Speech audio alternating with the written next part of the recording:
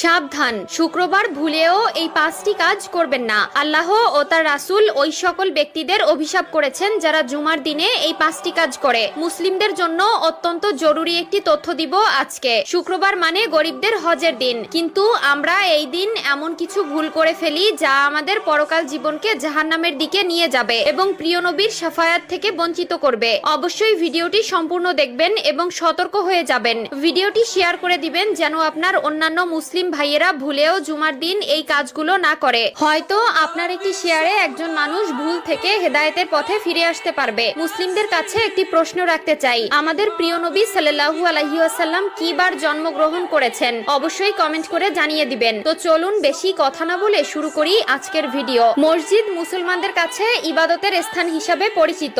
এরপরও আমরা মসজিদে এমন কিছু কাজ করে থাকি যা মসজিদের পবিত্রতা নষ্ট করে। তাই মসজিদের পবিত্রতা